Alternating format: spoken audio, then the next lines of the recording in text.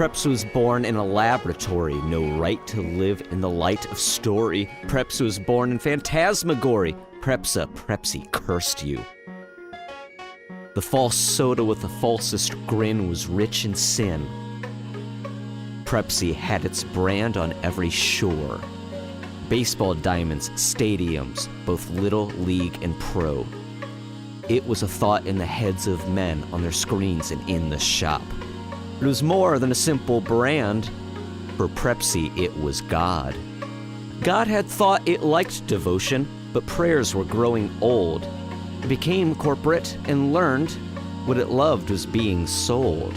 Crocroa, it was story. The story in Slurpee form. Crocroa, it was story in corporate huskery born. Prepsi, it was threatened when the new reports came in that in their soda battle, Crocroa was sure to win. Prepsi grew angry, Prepsi got mad, Prepsi knew what this would demand. Prepsi had to take a life.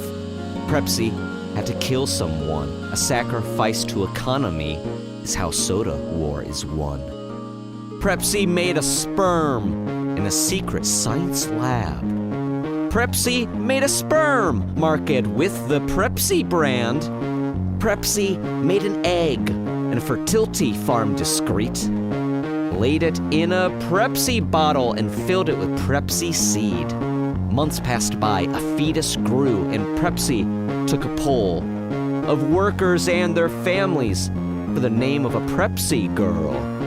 The winning name was Prepsa, no middle nor surname. She'd be Prepsi brand alone, no human stain to claim. Then a virgin bottle cracked one cold December night, when a squealing Prepsi bundle took the first breath of her life.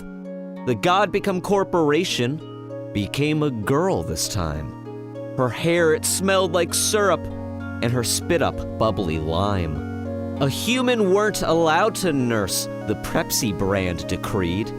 She was fed naught but Prepsi, intravenously. Prepsa grew in observation, taught corporate deeds and ways. Through two-way mirrors and science teams, without love the tot was raised. At 6 she starred in commercials, flashing a Prepsi-scented grin. The public, they adored each ad her swollen head starred in. She signed autographs and shirts, though only through the mail. For while she filled TVs and screens, she did so from a jail. So as the years passed by, Prepsa sold the struggling drink. But as her body grew, her humanity did shrink. At puberty, her voice did change, with her complexion and her bones. The child swelled with syrup, as the science team did note.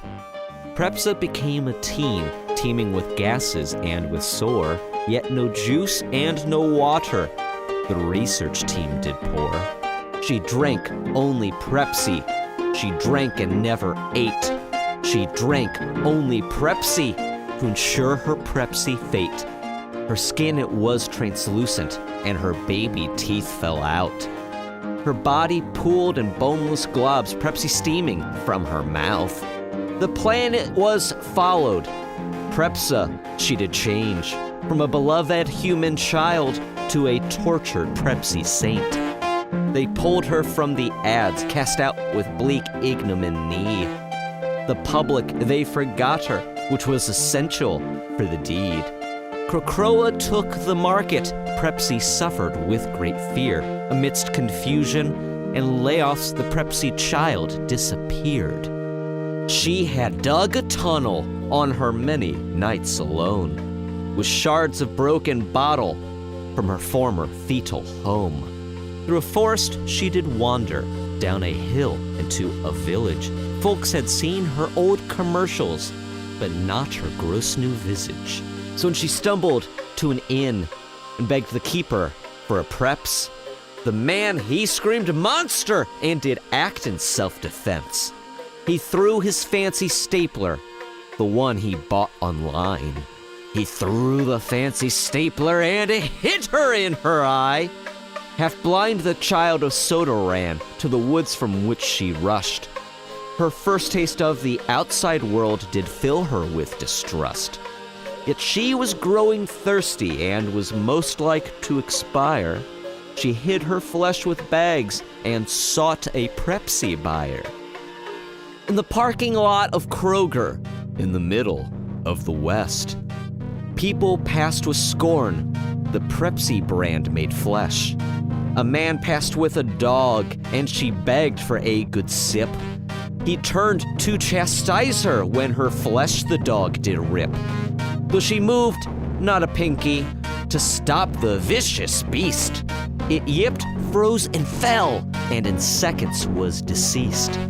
"It killed my precious pup," the man told the growing crowd.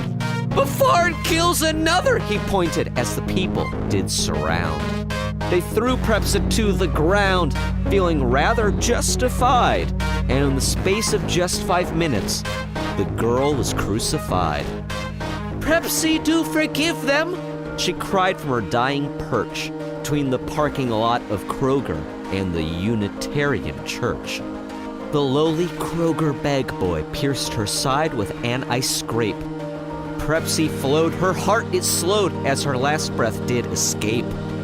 Folks, they posted photos captioned, "Dog-a-side is real," and it took but 40 minutes before the shameful truth revealed. Crucified monster was once, the headlines they did read, not so much a violent monster, but that child on TV. The people all felt guilty for cheering the murder of the girl whose swollen head and Prepsa smile had once so charmed the world. The village it was raised, and its citizens all were hung, and every shamed survivor drank Prepsa for what they'd done. And so that final quarter, Prepsa enjoyed a net gain. The management got bonuses, their market rate maintained. The deed was done, the war was won, and just one teen was dead. Financial gain from Prepsa's pain, was it worth it in the end? You fucking betcha. Prepsa was born in a laboratory, born to die by a method gory. Prepsa, we now have told your story. Prepsa, cursed you.